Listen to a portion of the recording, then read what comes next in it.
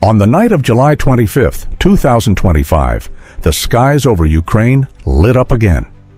But this wasn't the glow of victory. It was the fire of explosions.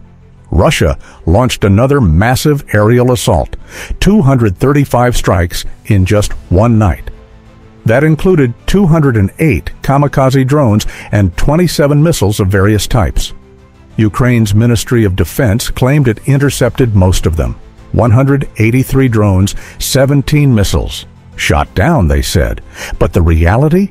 Explosions were reported in 9 regions, with debris raining down on 8 major cities.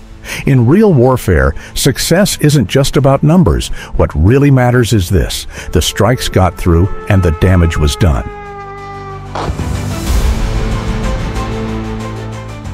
This time, the heaviest strikes were focused on Dnipro Oblast, particularly the city of Dnipro. Not the first time, and probably not the last.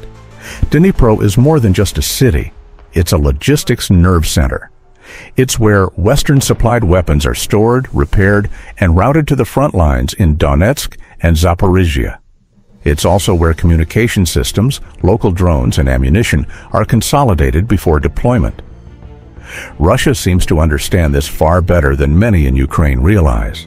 These strikes aren't random. They're calculated, designed to cut the veins of Ukraine's war machine. So here's a question: why hasn't a place so vital been fortified more heavily? Why are key distribution points still this vulnerable, more than 2 years into the war?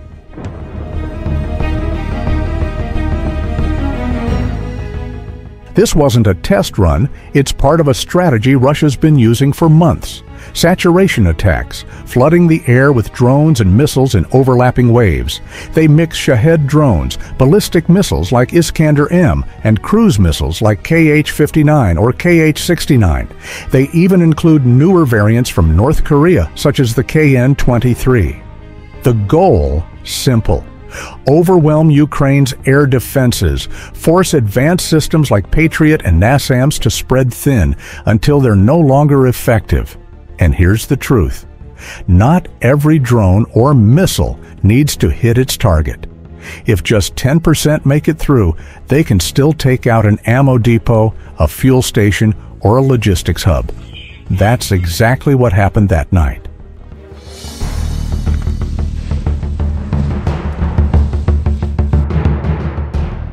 Two years into the war, and the same pattern keeps repeating. Ukraine receives Western weapons. Russia locates and destroys them before they can be used effectively. This dependence is turning into a strategic weakness. Ukraine isn't building enough domestically. Even for basic repairs, equipment often has to be sent back to Poland or Germany. Meanwhile, Russia, despite sanctions, is boosting production. Missiles, drones, electronics, they keep rolling out from Russian factories and from its partners abroad.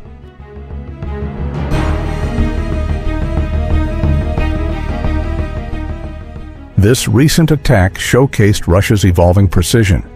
They didn't just fire blindly, they used tactical combinations to confuse and then strike hard. Iskander-M and Iskander-K hit ground targets. Kh-59 and Kh-69 zeroed in on radar sites and command centers. And Shahed drones? They swarmed ahead, not to destroy, but to saturate Ukraine's radar and exhaust its interceptor missiles. This wasn't brute force. It was intelligent, layered warfare, designed not just to blow things up, but to penetrate and fracture defenses.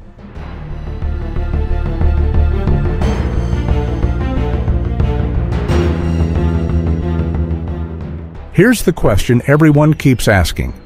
Shouldn't Russia have run out of missiles by now? The answer is clearer than ever. No, they've never stopped producing them.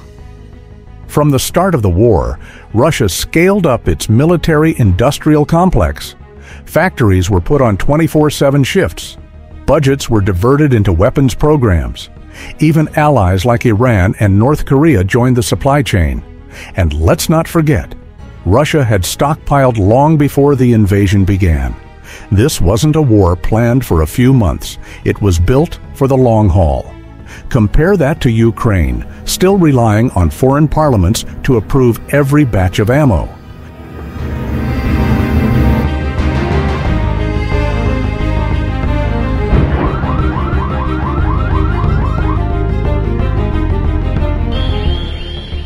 There's one thing that rarely gets mentioned: the psychological toll on civilians.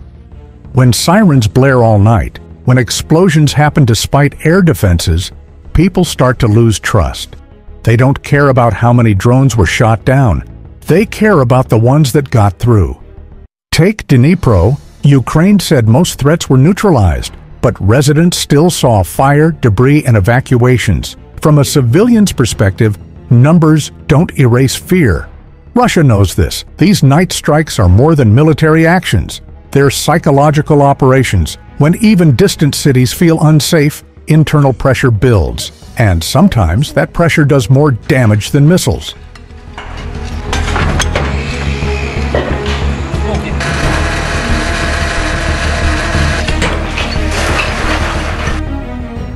This is the hard part.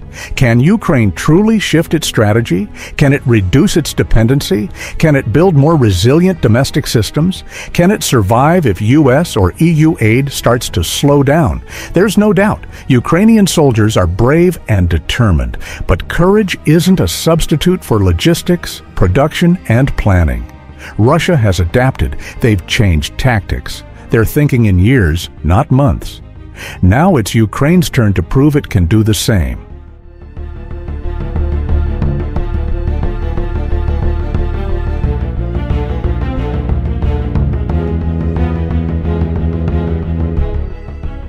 This wasn't just another missile barrage, it was a message. The war is not slowing down. And in a drawn-out conflict, it's not the strongest who survive. It's the most adaptable. Ukraine is being pressed from both sides, an enemy that doesn't run out of firepower, and allies who may be running out of patience. If the strategy doesn't evolve, if long-term resilience isn't built now, then the real collapse may not come from the battlefield, but from within.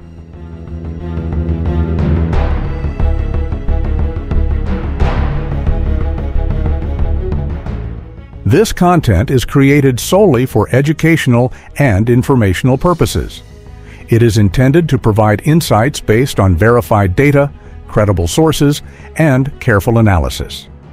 Our goal is to foster a deeper understanding of modern military technology and current events, not to promote or endorse any form of conflict, propaganda, or political agenda. We strictly oppose the spread of misinformation and hoaxes. Every piece of information presented has been carefully sourced from reliable, publicly available references. We encourage viewers to approach the topic with critical thinking and respect for all sides involved, maintaining a focus on knowledge sharing and open discussion.